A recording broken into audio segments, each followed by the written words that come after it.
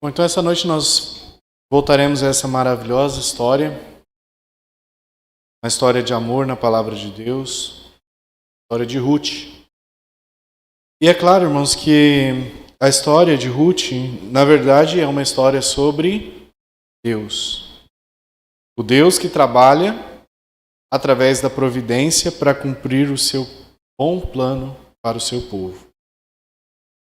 E fazendo uma breve recapitulação, já fizemos aproximadamente uns 3, 4 finais de semana, mais ou menos, não me lembro bem, sobre este livro. Mas, voltando, o livro começa com, numa época, período de juízes, lá em Israel. E aí estava acontecendo uma fome.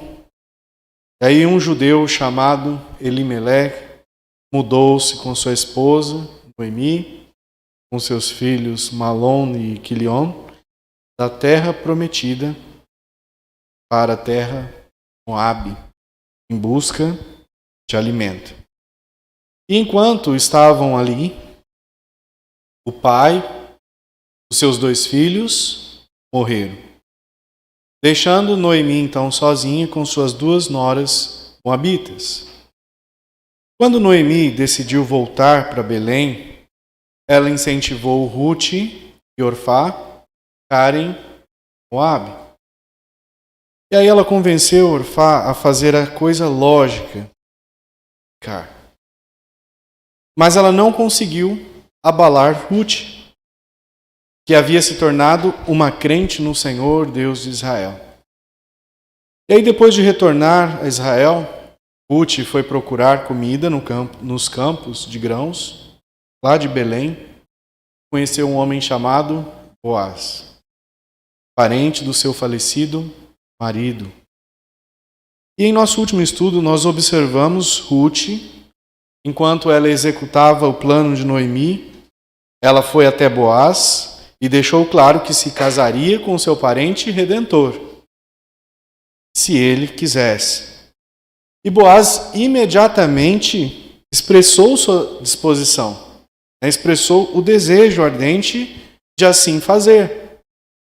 Mas depois ele deixou cair uma notícia triste e bastante chocante. Havia um parente mais próximo, outro homem que, de acordo com as leis do casamento levirato em Israel, tinha prioridade. Lembra que nós falamos disso? Lá em Ruth 3:13. Boaz disse: se não quiser te redimir, vive o Senhor que eu te redimirei, disse Boaz a Ruth. Então, primeiro tinha prioridade o outro parente mais próximo. E agora nós chegamos ao capítulo final da história. E aí o objetivo essa noite é examinar os versículos 1 ao 12 e concluir, se Deus quiser, amanhã. Através das ações de Boaz, no capítulo 4, irmãos, nós veremos o romance da redenção. E vemos também uma bela ilustração de 4 características do amor verdadeiro. Antes de lermos a história, vamos apontar aqui o que você está prestes a ver neste momento. Porque há um contraste no capítulo 4, um contraste muito grande entre 2 redentores. Há um redentor amoroso, chamado Boaz. Há um redentor egocêntrico. Qual era o nome? Sem nome. Ambos os homens tinham as qualificações desejadas, adequadas, para ajudar uma família necessitada. Mas apenas um fez. E ao vermos Boaz em ação, as Escrituras nos dão um tipo de um outro redentor, alguém que demonstrou um amor perfeito por um mundo destruído, o próprio Jesus Cristo. E a primeira coisa que nós aprendemos, irmãos, sobre o amor verdadeiro com Boaz é que, acima de tudo, o amor exige ação. O amor exige ação. Que mais tarde até o próprio apóstolo João escreveria lá em 1 João 3,18: meus filhinhos, não amemos de palavra, nem de língua, mas por obra e em verdade. Foi exatamente isso que Boaz fez no capítulo 4. Os irmãos se lembram de quais foram as últimas palavras finais lá do capítulo 3? Vamos lá, versículo 18. Nós vemos aqui Noemi dizendo a Ruth sobre Boaz. E finalizou o capítulo assim: espere, minha filha, até descobrir o que acontece. Pois o homem não descansará até que o assunto seja resolvido. Então, calma, que o homem não vai descansar até que tudo esteja certo. Noemi estava certa. E aí, quando o capítulo 4 começa, Boaz, ele tomou medidas para providenciar algo. 3 etapas nós vamos ver agora, para ser mais específico. Primeira coisa, Boaz, ele faz, já que ele tinha que resolver esse assunto, e a própria Noemi estava certa de que ele iria fazê-lo, então o que ele fez? Ele foi atrás do parente mais próximo. Não ficou esperando, ele foi atrás. Então, enquanto isso, Boaz ele vai até o portão da cidade e assentou-se ali, lá no portão da cidade. Quando o parente resgatador que ele havia mencionado apareceu, olha o que Boaz disse no versículo 1 do capítulo 4. E Boaz subiu à porta e assentou-se ali.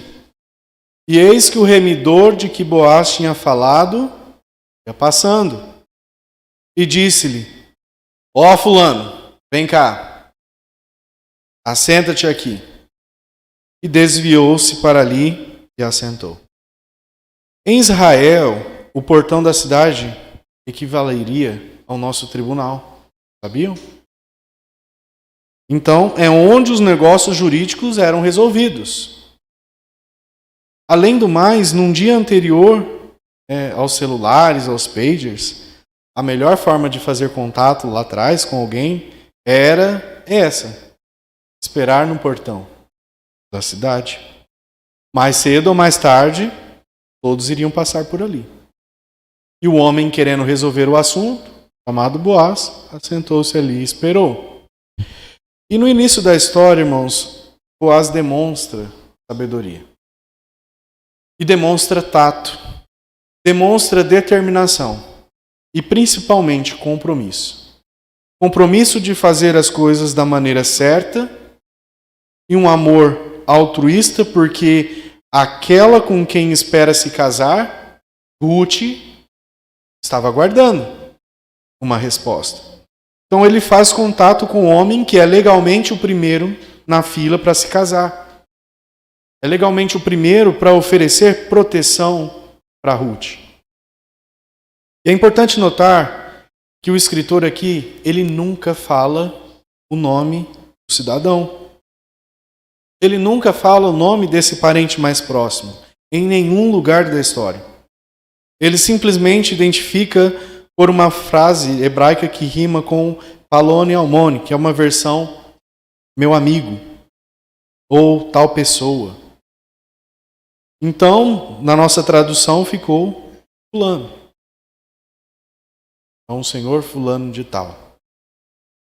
Com certeza, Boaz sabia o nome desse ser humano. Era parente dele. Mas o autor de Ruth não nos dá o nome. Por qual motivo? Aguarda aí que nós vamos voltar aqui. Quando Boaz viu o senhor fulano de tal, cumprimentou-lhe, fez-lhe um sinal para que se assentasse no banco junto com ele, ao portão. Então ele demonstrou seu amor por Ruth, dando um segundo passo. Olha no versículo 2. Ele recrutou anciãos. Nós já falamos sobre os anciãos, lembram-se? Então, podemos dizer que Boaz tomou 10 homens dos anciãos da cidade e disse: assentai-vos aqui. E assentaram. Estão imaginando a cena? Eles iam julgar, na verdade. Senta aqui, vamos resolver esse problema, essa situação esse negócio jurídico. Irmãos, é óbvio que Boaz pensou bem nisso. Ele pensou bem, ele está criando ali um tribunal, processo judicial, na verdade. Os mais velhos, que vêm da palavra hebraica ter barba, os anciãos, ocupavam um lugar significativo na sociedade judaica. Então eles possuíam influência política e influência judicial. Com o senhor fulano de tal sentado e os presbíteros no lugar, Boaz passou para o próximo passo, para passo 3.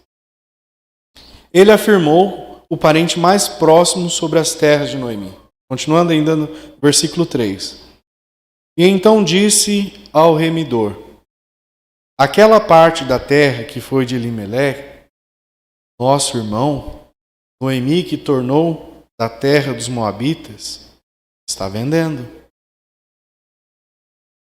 Então a palavra está vendendo o terreno, aqui na verdade está falando, está vendendo, está à venda, o terreno que era do nosso irmão. Parece até ser usada de uma forma vaga essa frase, né? Esse versículo. Mas nós vamos, porque há uma tradição aqui que diz que Boaz era o sobrinho de Elimeleque e o outro homem era um irmão real de Elimeleque.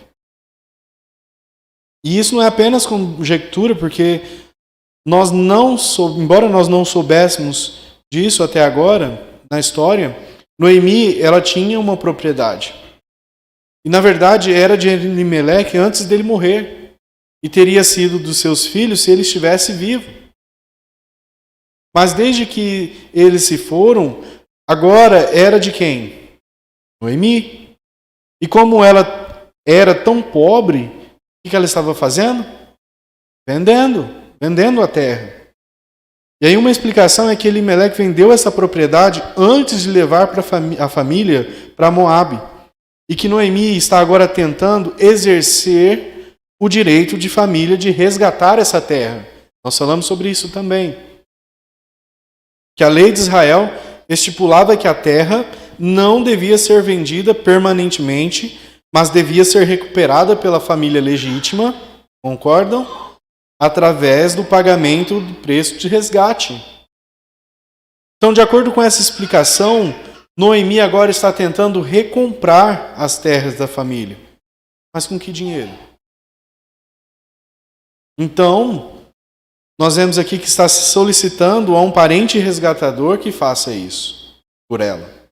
Em outras palavras, ela está vendendo o direito de resgate. É disso que se trata. E aí Boaz continua a sua explicação ao senhor fulano de tal, lá no versículo 4. Eu resolvi informar-te disso e dizer-te: compra diante dos habitantes e diante dos anciãos do meu povo. E se há de redimir, redime. E se não houver de redimir, declara-mo para que eu saiba, pois outro não há senão tu que a redima, e eu depois de ti. Então, vamos trazer aqui para uma fala mais fácil para entendermos. Boaz estava dizendo: olha, achei que deveria trazer o assunto para a sua atenção.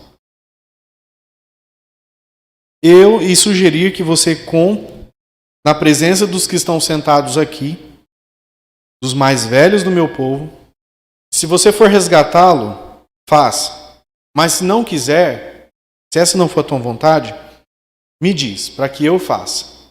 Porque ninguém tem o direito de fazer isso, exceto você e eu sou o próximo na fila.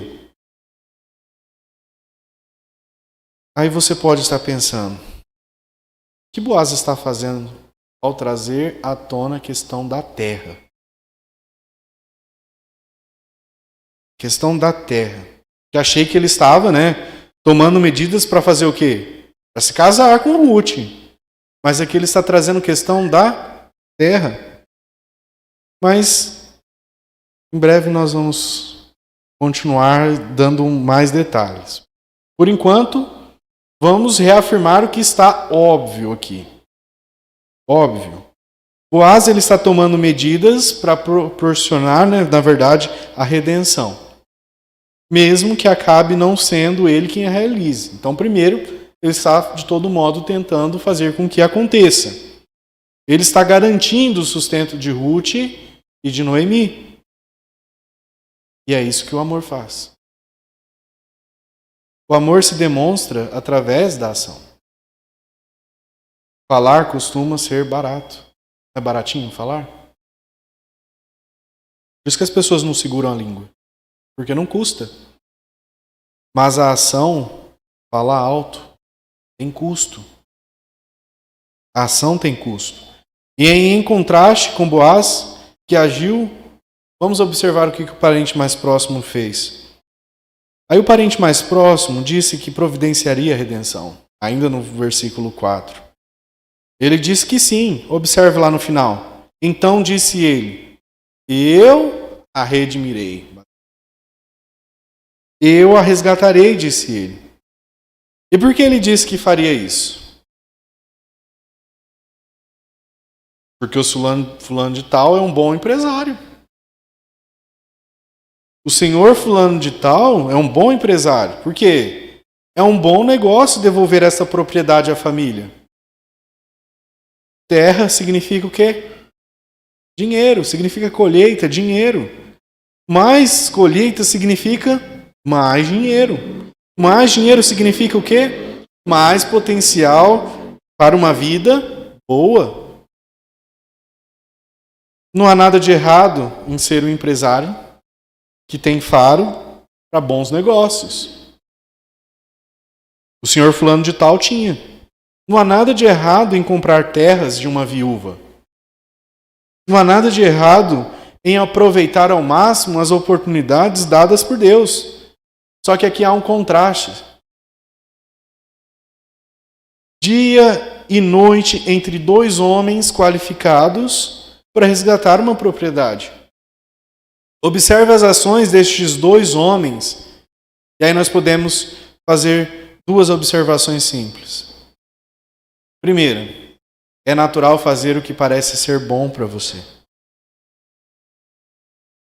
Guarde isso. É natural fazer o que é bom para você. Então é isso que o senhor fulano de tal fez.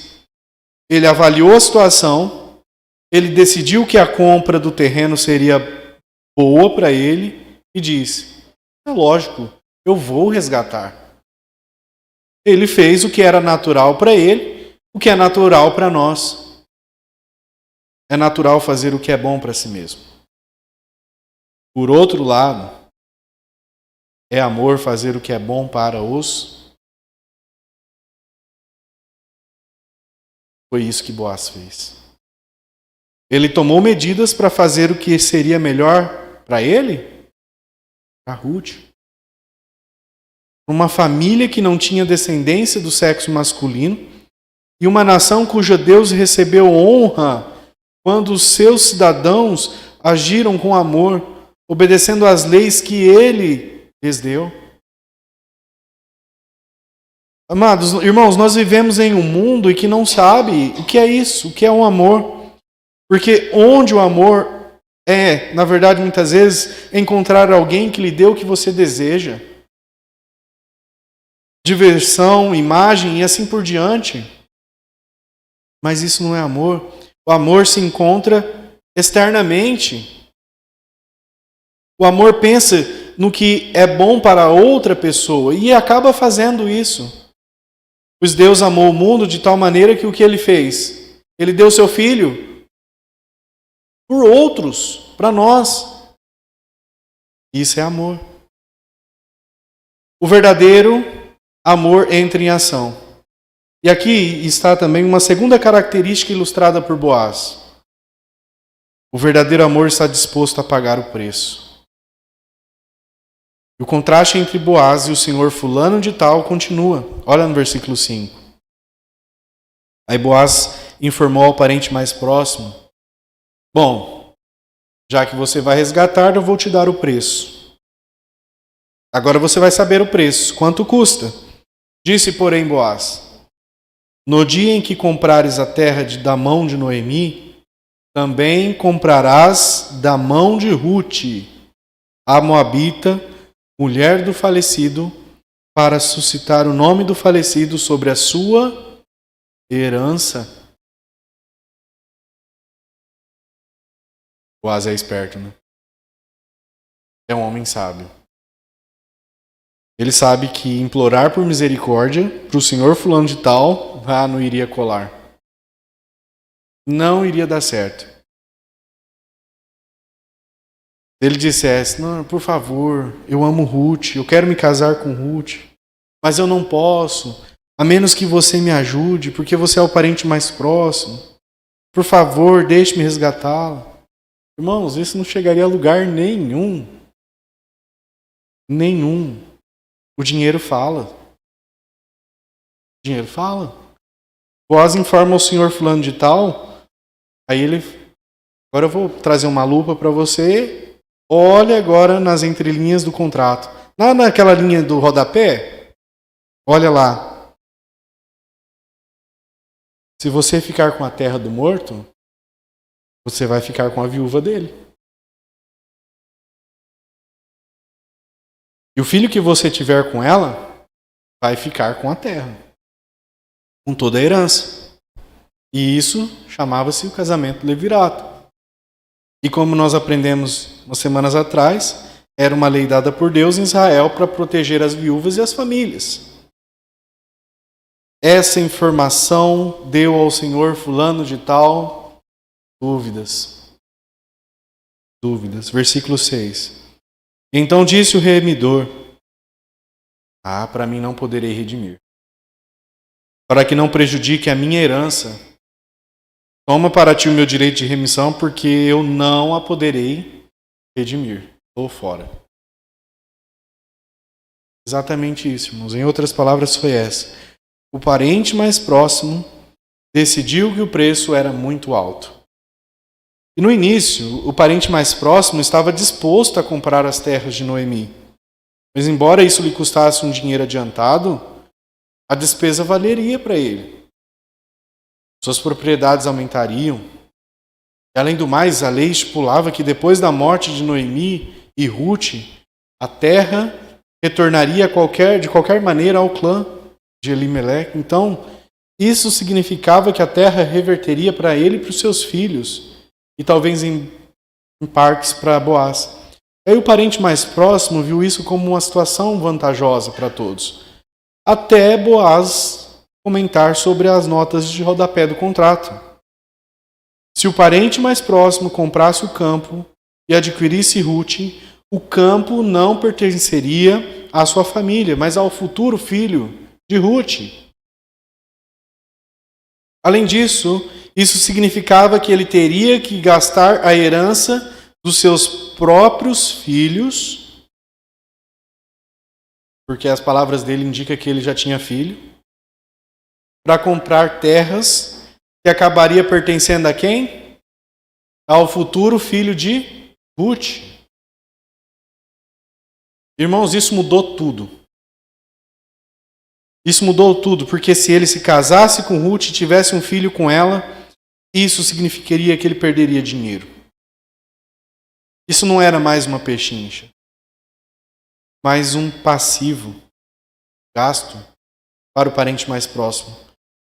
Tudo se resumia a dinheiro. Ele não tinha dinheiro para comprar o campo, sustentar uma viúva. E observe, ele não disse que não conseguiria. Isso não é verdade. Ele poderia fazer isso se ele quisesse. É que o cuidado com Ruth lhe custaria caro. A verdade é que ele quis dizer, na verdade, que ele não faria isso. Embora ele estivesse qualificado para ser o Redentor, e além disso, ele tivesse os meios para cumprir o papel de Redentor, ele não estava disposto a pagar o preço do resgate necessário. Isso iria colocá-lo num perigo imobiliário.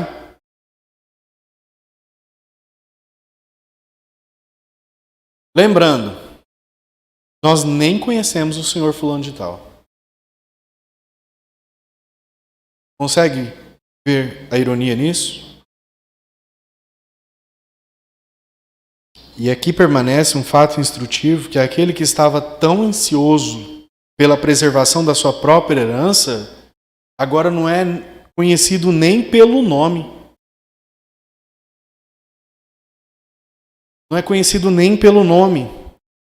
É possível que outra coisa tenha influenciado essa opinião mais próxima, né, do parente. Pode até ter sido a nacionalidade de Ruth, que era moabita. Ou o fato de Ruth ser gentia e não judia, parece ser um fato na decisão do parente, provavelmente. Então ele não tem certeza se terá um filho com uma mulher gentia. É verdade que ela era moabita, mas agora ela está em Israel. Era seu passado e esse é o ponto. Estava no passado dela. Ela pode ter nascido em Moabe, mas ela não acreditava mais nos deuses de Moabe, dos deuses dos seus pais. Mas agora no verdadeiro Deus, Yahvé, o Salvador de Israel, a quem ela amava e se comprometeu a servir até a morte. E ela não viveu mais como antes vivia lá em Moabe, em violação da lei de Deus, motivada pelos sentidos, mas agora ela se dedicava a servir o Deus de Israel. E quando o Deus vivo entra na vida de uma pessoa, irmãos, é isso que ele faz, ele renova. E pergunto aos irmãos, você não está feliz com isso? 2 Coríntios 5,17 diz, assim que se alguém está em Cristo, nova criatura é. As coisas velhas se passaram, eis que tudo se fez novo. Mas para o Senhor fulano de tal, o preço era simplesmente alto demais. Mas Boaz pensava de outra forma.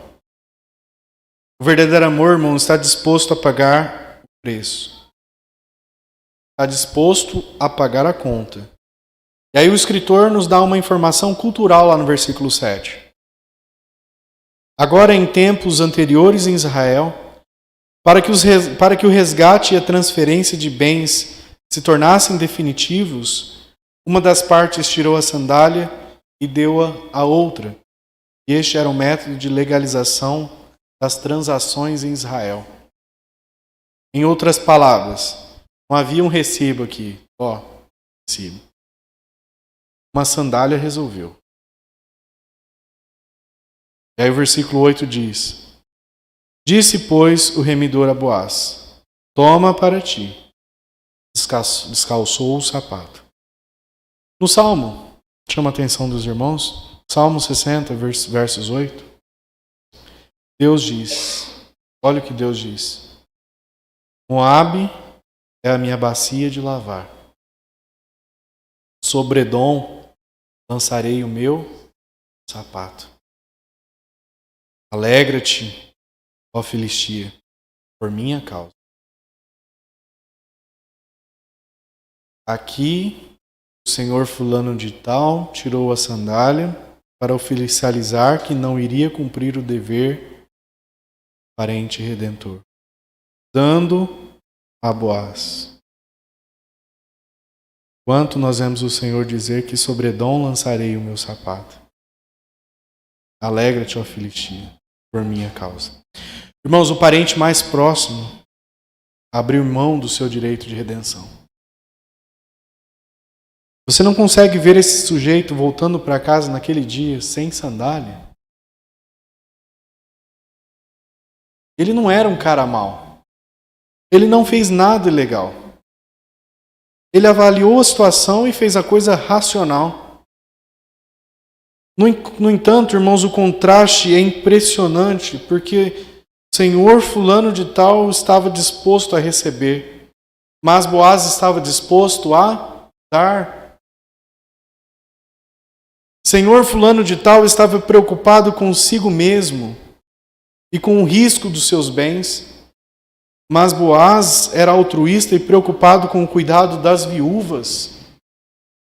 Senhor fulano de tal fez a coisa lógica, mas Boaz fez a coisa amorosa.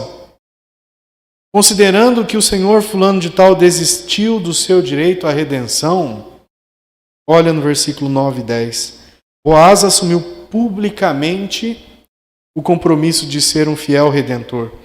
E então Boaz disse aos anciãos e a todo o povo publicamente: sois hoje testemunho de que tomei tudo quanto foi de Elimeleque, e de Quilion e de Malom, da mão de Noemi, e de que também tomam por mulher a Ruth, a Moabita, que foi mulher de Malom, para suscitar o nome do falecido sobre a sua herança, para que o nome do falecido não seja desarraigado dentre seus irmãos e da porta do seu lugar.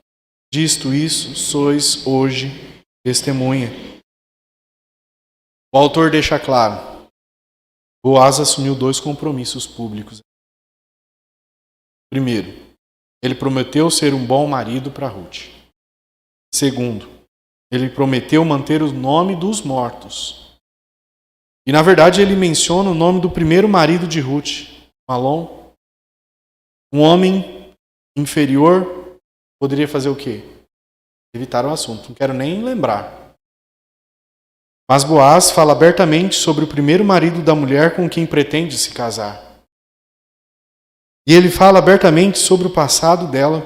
Observe as palavras: Ruth, a Moabita. Então não há intenção depreciativa nas palavras de Boaz aqui. Ele simplesmente está afirmando um fato. Alguns dizem que o amor é cego. Alguns dizem que o amor é cego. Boaz não era cego. Ele sabia exatamente com quem estava se casando. Ele sabia sobre o passado de Ruth. Ele sabia sobre a sua nova vida no presente. Ruth, a Moabita. Ele pode ter desejado sugerir que um mero ser humano pudesse amar uma pária, ou seja, sem nacionalidade, redimi-la, trazê-la à comunhão consigo mesmo. Que Deus poderia amar todos os párias do mundo, redimi-los, trazê-los à comunhão consigo mesmo. E Boaz aqui se revelou um homem grande, altruísta, um esplêndido contraste com a figura mesquinha, egoísta do parente mais próximo. O parente mais próximo, operado pela filosofia, ele poderia perguntar: qual é o mínimo que eu posso fazer? Quão pouco é o suficiente? Por outro lado, Boaz modela um amor verdadeiro. Qual que é o máximo que eu posso fazer para implementar a boa lei de Deus para o bem dos outros? Irmãos, é revigorante ver a maneira como Boaz abordou tudo isso. Ele não se casou por paixão, ele enfrentou a realidade a respeito de Ruth e assumiu o compromisso de amá-la. É que o verdadeiro amor entra em ação, está disposto a pagar o preço, está disposto a prestar contas e, finalmente, o verdadeiro amor recebe bênçãos de Deus. Olha no versículo 11. Em resposta ao compromisso público de Boaz, as pessoas no portão invocaram Yahvé e pediram-lhe 3 bênçãos. Invocaram o Senhor. O povo pediu ao Senhor e todo o povo que estava na porta e os anciãos disseram: somos testemunhas. O Senhor faça a esta mulher que entra na tua casa como a Raquel e como a Lia, que ambas edificaram a casa de Israel. Observe, irmãos, o povo afirma que o Senhor é quem dá filhos, que foi Ele quem deu filhos a Raquel e Lia, esposas de Jacó, criança por meio das quais o Senhor formou a nação de Israel. E o povo invoca o Senhor. Observe também, irmãos, a visão do povo sobre o propósito do casamento. De ter filhos e assim povoar a terra prometida, em total contraste. Pensa no casamento de hoje.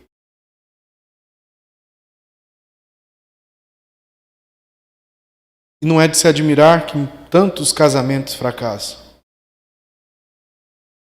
O povo pediu ao Senhor que abençoasse Boaz. Ainda no versículo 11: e porta-te valorosamente em Efrata, faze-te nome afamado em Belém.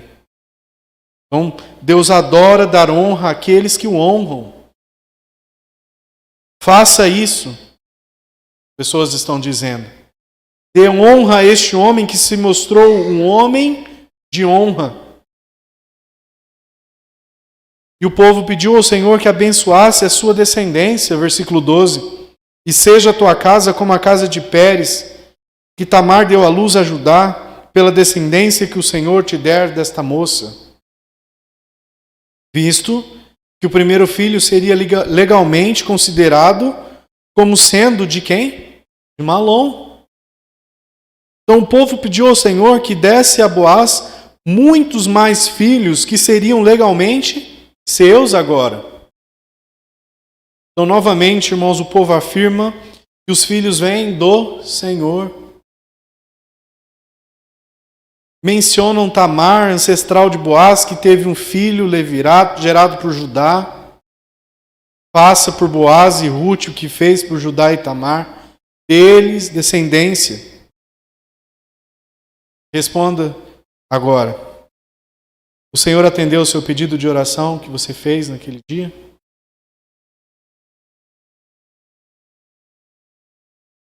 E aqui eu pergunto também sobre isso. Será que o Senhor atendeu o pedido de oração que esse povo fez? Versículo 13. E assim tomou Boaz a Ruth, e ela lhe foi por mulher, e ele a possuiu, e o Senhor lhe fez conceber e deu à luz a um filho. Olha no versículo 17. E deram-lhe o nome de Obed. Deus respondeu a oração? Mas será que ele terminou? Ele não terminou.